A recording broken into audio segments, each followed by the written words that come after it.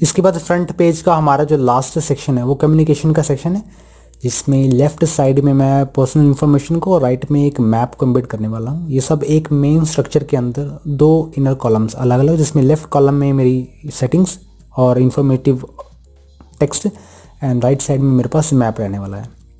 तो चलिए इसे शुरू करते हैं कम्युनिकेशन के सेक्शन से। कम्युनिकेशन का सेक्शन क्रिएट करते हैं एक मेन स्ट्रक्चर ऐड करने से।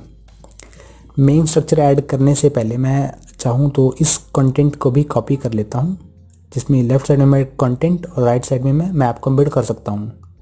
सिंपली मुझे इसे डुप्लीकेट करना है। डुप्लीकेट करने के बाद मैं इसे नीचे की तरफ ड्रैग करके ले जाता हूँ। ड्रैग करने के बाद आपका कंटेंट ही कुछ इस तरह से दिखेगा। आप इसके अंदर के जो एलिमेंट्स हैं उन्हें डिलीट कर दें। ध्यान रहे, आपको ये एक बात ज़रूर ध्यान रखनी है कि आपकी इन दोनों कॉलम्स पर किसी भी तरह की पैडिंग या स्टाइलिंग या किसी भी तरह की स्टाइलिंग रिलेटेड प्रॉपर्टीज़ ना हो। अदरवाइज़ आप चाहें तो फ्रेश इनर सेक्शन भी अपलोड कर सकते हैं, इसमें ड्रैग कर सकते हैं। मैं यहाँ पर लेफ्ट साइड में इंफॉर्मेशन को ऐड करने वाला हूँ। इससे पहले मैं हेडिंग को चेंज कर लेता हूँ।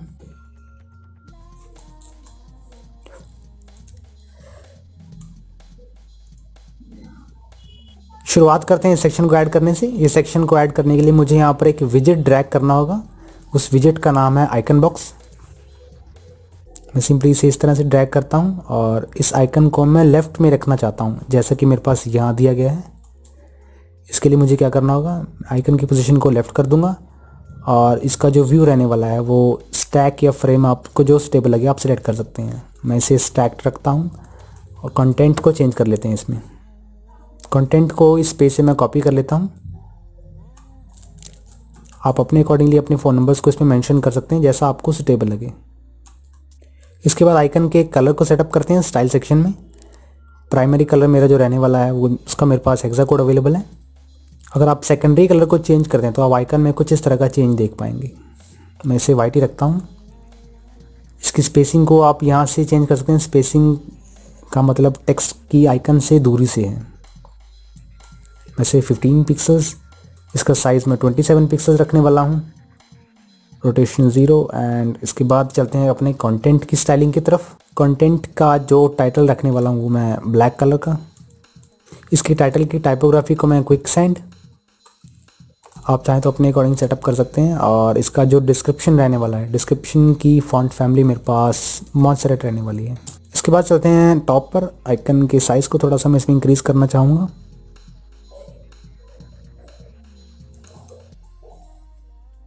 आइकन को चेंज करते इसमें मैं डायलर का आइकन इसमें फिल कर लेता हूँ। फ़ोन के नाम से जब तो मेरे पास ये आइकन अवेलेबल है इस तरह से। अपडेट करने पर आपका ये सेक्शन कुछ इस तरह से दिखेगा। इसी तरह से मैं बाकी की इंफॉर्मेटिव फील्ड्स को भी फिल करूँगा। इसे कॉपी कर लेता हूँ और इसे डुप्लीकेट। कंटेंट को मॉडिफाई करेंगे इसी तरह से तीसरा भी। अब बस मुझे आइकन को चेंज करना है इसमें। इसके भी आइकन को चेंज करता हूँ। एनवेलप के नाम से मेरे पास ये आइकन अवेलेबल है। अपडेट करने पर आपका ये सेक्शन कुछ इस तरह से दिखता है। आपको इसमें एक चीज़ ज़रूर ध्यान में रखनी है कि आपको इस कॉलम में इसे मिडल और सेंटर करना ना भूलें, ताकि आपकी अलाइनमेंट बनी रहे। इसके बाद ऐड करते हैं अपने मैप को। गूगल मैप को एम्बेड करने के लिए आपको यहाँ पर मैप सर्च करना है एंड सिंपली ड्रैग करके आप उस मैप को भी यहाँ पर एम्बेड कर सकते हैं। एलिमेंटर में गूगल मैप्स को एम्बेड करने का प्रोसेस बहुत ईजी है। इसके लिए सिंपल आपको मैप एम्बेड करना है। यहाँ से आपको एड्रेस जो आपको सही लगता है आप उससे मेंशन करें। मैं यहाँ पर अपनी सिटी का नेम लिखता हूँ और जूम लेवल को अगर आप घटाएं या बढ़ाएं तो आप देख रहे हैं कि स्क्रीन पे ये जूम आउट है। मुझे जूम इन करने के लिए इस प्लस के आइकन को प्रेस करना है। लेकिन बाय डिफ़ॉल्ट अगर आप चाहते हैं कि बहुत ज़्यादा जूम ऑलरेडी हुआ दिखे, लेकिन अगर आप चाहते हैं कि बाय डिफ़ॉल्ट आपको जूम पहले से ही होता हुआ दिखे, तो इसके लिए आपको इस स्लाइडर को राइट की तरफ ड्रैग करना है। जूम लेवल को बढ़ाएंगे वैसे वैसे आपका मैप जूम होता जाएगा। एंड इसकी जो मैं हाइट सेटअप करता हूँ वो 450 पिक्सल्स तक सेटअप करता हूँ। अपडेट करने पर आपको ये कुछ इस तरह का दिखेगा। अगर आपका ये आइकन टॉप पर थोड़ा सा ऊपर ऊपर करके दिख रहा है तो इसके लिए आपको क्या करना है, कॉलम की सेटिंग में इसे मिडल और सेंटर ज़रूर कर दें याद से। तो कम्युनिकेशन का ये सेक्शन एकदम तैयार है। तो इसे एक बार ओवरव्यू लेते हैं इस पेज का।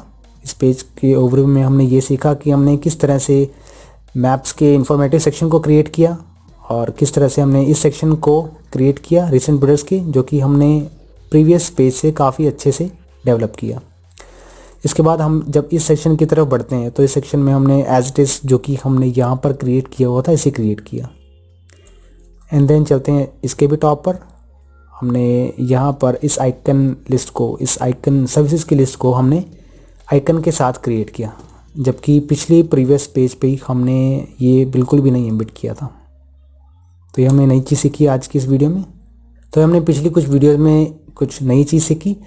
एंड देन हमने ये सीखा कि हम किस तरह से रीच का सेक्शन जो कि ऑलरेडी बना हुआ है, हमने इसे जस्ट बनाने के बारे में सीखा। और जो सबसे फ्रंट सेक्शन है जो कि स्लाइड शो सेक्शन है, स्लाइड शो सेक्शन मेरे पास इस पेज पर अवेलेबल नहीं था, जो कि हमने पिछली वीडियोस में बहुत ही अच्छे से बनाने के बारे में सीखा कि हम किस तरह से बहुत अच्छे से एक स्लाइड शो को क्रिएट कर पाते हैं। आगे की कुछ वीडियोस में हम अपने बैकएंड के पेजेस के बारे में जानेंगे कि हम किस तरह से बाकी के पेजेस को डेवलप कर पाते हैं और एक वेबसाइट को बना पाते हैं।